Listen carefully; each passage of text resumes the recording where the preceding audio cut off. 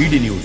23 सितंबर 2025 को मध्य प्रदेश के मुख्यमंत्री डॉक्टर मोहन यादव की अध्यक्षता में कैबिनेट की बैठक मंत्रालय में वंदे मातरम गान के साथ आरंभ हुई।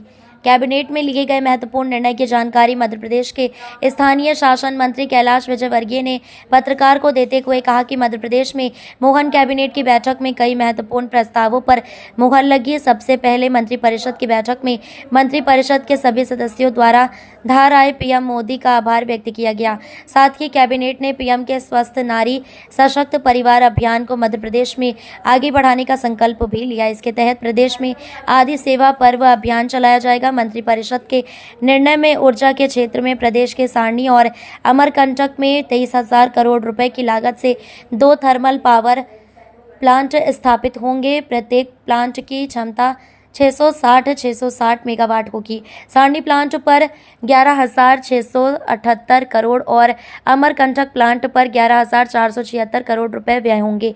साथ ही स्वास्थ्य के क्षेत्र में भी बड़े निर्णय लिए गए। निर्णयों में सीनियर रेसिडेंट डॉक्टर के 354 नए पदों की स्वीकृति दी गई। ये पद भोपाल, इंदौर, ग्वालियर, जबलपुर सहित प्रदेश के 13 बड़े अस्पतालों में भरे जाएंगे।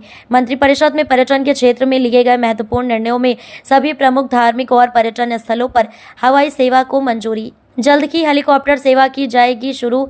मुख्यमंत्री डॉक्टर मोहन यादव ने कहा कि मध्य प्रदेश सरकार प्रधानमंत्री नरेंद्र मोदी के विजन को आगे बढ़ाते हुए जनता के कल्याण और राज्य में सर्वांगीण विकास के लिए निरंतर कार्य कर रही है।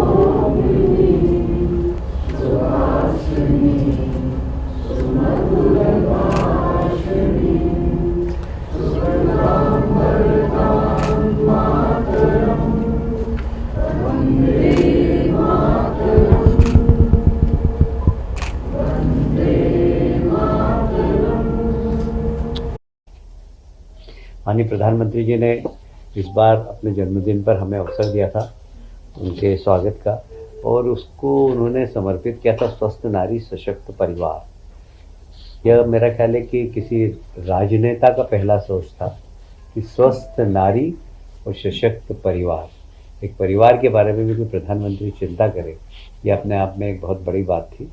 और इसको आदि कर्म योगी के अंतर्गत आदि सेवा पर्व प्रारंभ किया गया। हमारे यहाँ आदि शंकराचार्य, आदि शिव, इसी प्रकार आदि सेवा पर्व के मान से इसको चलाने का संकल्प लिया है। मतलब हमेशा हम सेवा ही करते रहें सतत, ये संकल्प है।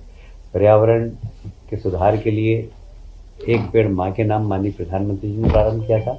हमारे प्रदेश के मुख्यमंत्री जी ने एक बगिया माँ के नाम, ये एक बहुत ही हमारा अच्छा सफल आयोजन रहा।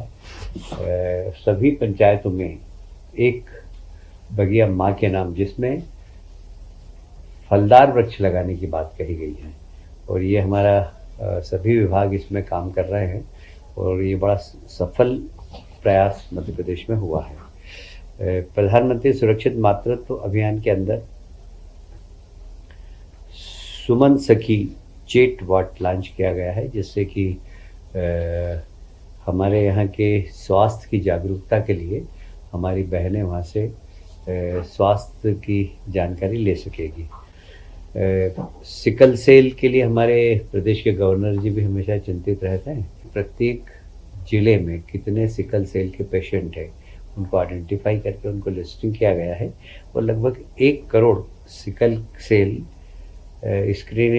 स्क्रीनिंग काउंसलिंग कार्ड का बांटे गए हैं, जिससे कि वे अपनी जांच करा सकेंगे और स्वास्थ्य सुविधा का लाभ ले सकेंगे। धार जिले में 15 लाख हितग्राही महिलाओं के खाते में प्रधानमंत्री मातृ वंदना योजना के 420 करोड़ रुपए का हस्तांतरण हुआ है। मुझे ये बताते हुए बहुत प्रसन्नता है कि मध्य प्रदेश को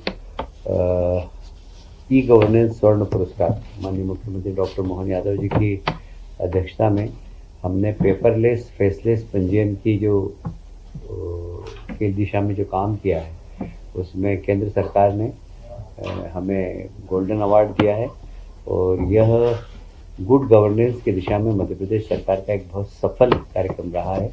इसको केंद्र सरकार ने अवार्ड देकर मध्य प्रदेश की प्रशंसा की है। मध्य प्रदेश को वैसे भी अनेक पुरस्कार मिले हैं, जैसे पर्यटन पंजीयन में जैसे 2.0 नई दिल्ली स्कॉच गोल्ड अवार्ड से सम्मानित किया गया है। मंडी बोर्ड के ई मंडी ऐप को स्कॉच गोल्ड तथा MP फार्म गेटअप को स्कॉच सिल्वर अवार्ड दिया गया है। आयुष विभाग को भी इसमें ई मॉनिटरिंग सिस्टम के विकास और नागरिक सेवाओं के सशक्तिकरण के लिए स्कॉच अवार्ड से सम्मानित किया गया है। मध्य प्रदेश टूरिज्म को राष्ट्रीय स्तर के 4 पुरस्कार प्राप्त हुए हैं, जैसे किडजानिया एक्सपीरियंस सेंटर को मेडेक्स गोल्ड अवार्ड प्राप्त हुआ है। वैसे ही मध्य प्रदेश पर्यटन बोर्ड की 2 प्रतिष्ठित award best state tourism board award एवं गोल्डन बेनियन अवार्ड से सम्मानित किया गया है।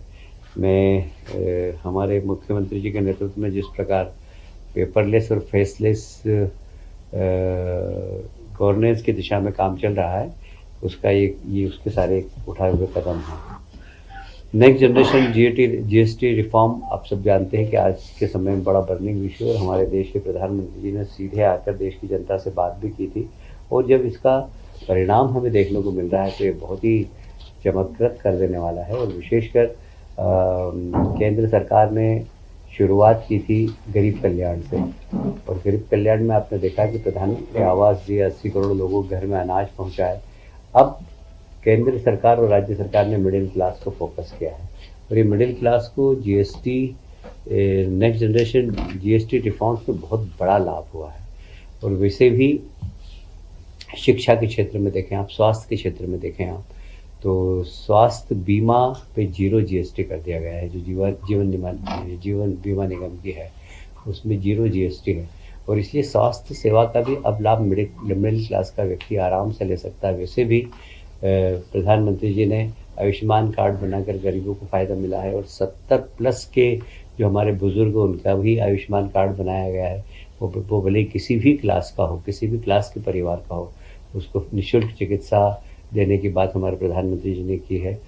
मैं समझता हूँ कि इसको प्रधानमंत्री जी ने जैसे बोला कि नवरात्रि से दिवाली तक एक GST बचत उत्सव की तरह इसको मनाना चाहिए और इसकी शुरुआत भी हो गई है। मार्केट में एकदम चमक आई है और मुझे कहते हुए प्रसन्नता हो रही है कि स्टॉक मार्केट में भी एकदम उछाल आया है इसको लेकर, क्योंकि लोगों की संभावना बढ़ी है कि इस बार व्यापार बहुत अच्छा होगा।